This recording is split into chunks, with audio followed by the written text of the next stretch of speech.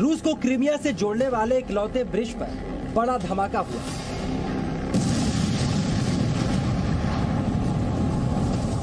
और जिस ब्रिज पर हमले की यूक्रेन काफी दिनों से फिराक में था, उस पर आवाजाही बंद हो गई। और अब दुनिया की नजर इस बात पर टिकी है कि रूस इस हमले का बदला कैसे लेगा। सवाल ये भी है कि ये धमाका किसने किया, ये धमाका कैसे हुआ, इस धमाके के पीछे मकसद क्या था, और अब रूस इस धमाके के जवाब में कितना बड़ा धमाका करने वाला है।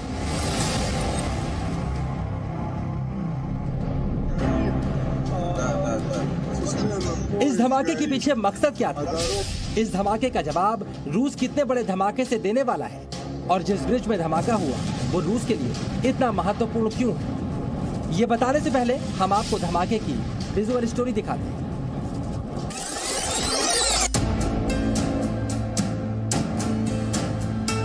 क्रीमिया यानी एक वक्त यूक्रेन का हिस्सा रहा वो इलाका जिसे 2014 में रूस ने यूक्रेन से छीन लिया था। उसी क्रीमिया को रूस से जोड़ने वाले 19 किलोमीटर लंबे कर्ज ब्रिज का बड़ा हिस्सा पूरी तरह तबाह हो चुका है। इस ब्रिज की मदद से ही रूस यूक्रेन वॉर में इस्तेमाल किया जाने वाला साजो सामान क्रीमिया तक लेकर जाता था। यही वजह है ये ब्रिज यूक्रेन के निशाने पर काफी वक्त से था और इसकी सुरक्षा के लिए रूस ने कोई कोर कसर छोड़ नहीं रखी थी। लेकिन एक ट्रक से किए गए धमाके ने ब्रिज के बड़े हिस्से को समंदर में डुबो दिया। अब देखिए ये धमाका हुआ कैसे।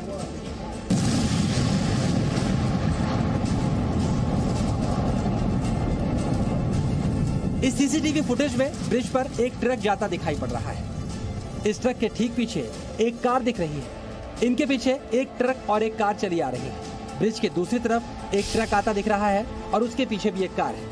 इसी बीच संदिग्ध ट्रक में एक बड़ा धमाका होता है।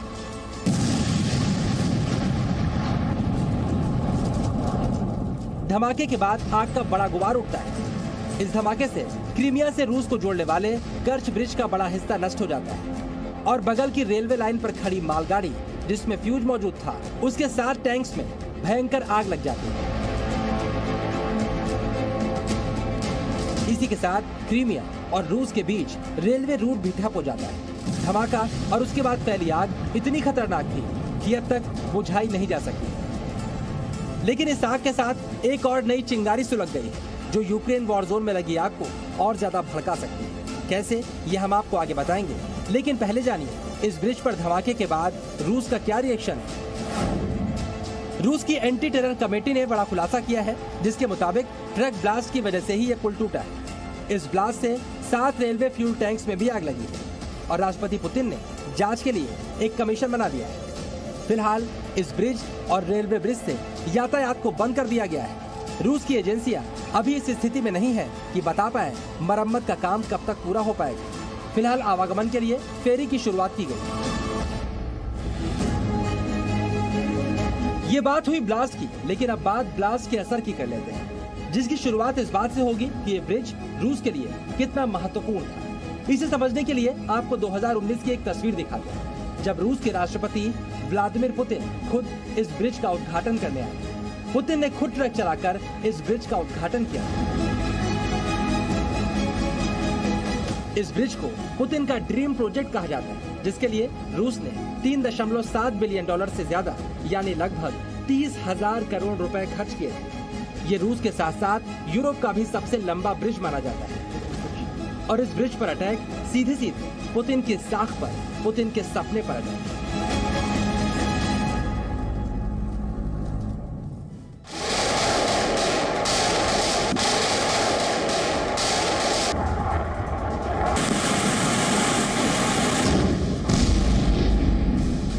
दुनिया पर मंडरा रहा है परमाणु युद्ध का खतरा।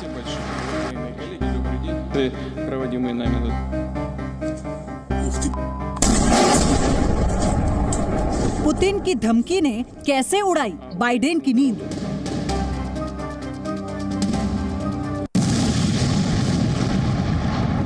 पुतिन का परमाणु अल्टीमेटम मजाक नहीं।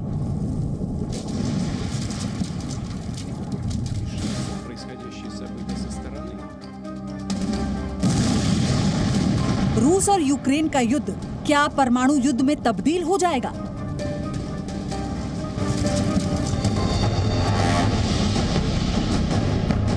क्या पुतिन अपनी जीत के लिए परमाणु हथियारों का इस्तेमाल करेंगे? ये सवाल अब और भी बड़े हो गए हैं और इन सवालों ने खुद अमेरिकी राष्ट्रपति की चिंता को बढ़ा दिया है। एक दूसरे पर वार प्रतिवार करने वाले बाइडेन और पुतिन के बीच अब बाइडेन ने पहली बार एक बड़े परमाणु युद्ध की आशंका जताई है।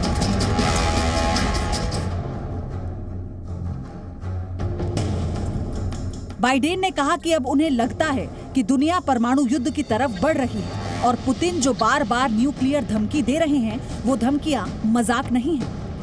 बाइडेन ने अमेरिका में दिए अपने बयान में कहा कि 1962 में कैनेडी और क्यूबा मिसाइल संकट के बाद हम पहली बार इस डर का सामना कर रहे हैं। पुतिन की परमाणु धमकी मजाक नहीं है। आगे उन्होंने कहा कि यूक्रेन के युद्ध में पुतिन की सेना का ठीक प्रदर्शन नहीं करना ये आशंका बढ़ा रहा है कि पुतिन अब युद्ध में केमिकल हथियारों का इस्तेमाल करेंगे। हम जिस दिशा में आगे बढ़ रहे हैं वो परमाणु युद्ध के खतरे की तरफ जाता है। साथ ही बाइडेन ने ये भी कहा कि यूक्रेन में रूस के पास कम विकल्प बचे हैं और वो छोटे परमाणु हमले कर सकते हैं जिसका बड़ा असर होगा और व्यापक संघर्ष पैदा होने का जोखिम होगा। बाइडेन का ये बयान पुतिन की उस धमकी के बाद आया है जिसमें उन्होंने अपनी संप्रभुता की रक्षा के लिए किसी भी हथियार के इस्तेमाल की धमकी दी थी और साथ ही ये भी कहा था कि उनकी बातें ब्लफ नहीं है। Тем, кто позволяет себе такие заявления в отношении России, хочу напомнить, что наша страна также располагает различными средствами поражения, а по отдельным компонентам и более современными, чем у стран НАТО. И при угрозе территориальной целостности нашей страны для защиты России и нашего народа.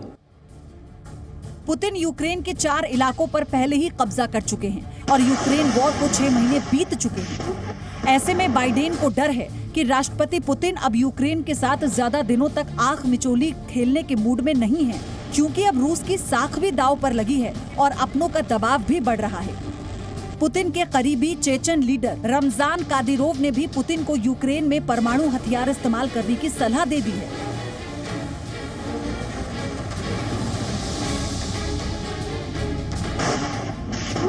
पुतिन पहले ही साफ कर चुके हैं कि जो पश्चिमी देश बार बार उनको निशाना बनाने की बात करते हैं, हवा का रुख उनकी तरफ भी मुड़ सकता है।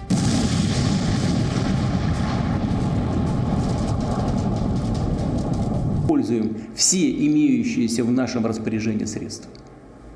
Это не блеф. А те, кто пытаются шантажировать нас ядерным оружием, должны знать, что роза ветров может развернуться и в их сторону. इससे पहले खुद अमेरिका के एनएसए भी आशंका जता चुके हैं कि पुतिन कुछ बड़ा करने वाले हैं। I've been clear myself, President Biden has been clear, our administration has been clear that there is a risk, given all of the loose talk and the nuclear saber rattling by Putin, that he would consider this, and we've been equally clear about what the consequences would be. Putin की धमकी के बाद Biden का बड़ा बयान सामने आया था, जिसमें उन्होंने कहा था कि वो नेटो देशों की एक इंच की रक्षा करेंगे। He's not going to scare us, and he doesn't or intimidate us. Putin's actions are a sign he's struggling. The sham referenda he carried out and this routine he put on, don't worry, it's not on there if you're looking, okay? And we're fully prepared to defend it. I want to say this again. America is fully prepared with our NATO allies to defend every single inch of NATO territory. So, Mr. Putin, don't misunderstand what I'm saying.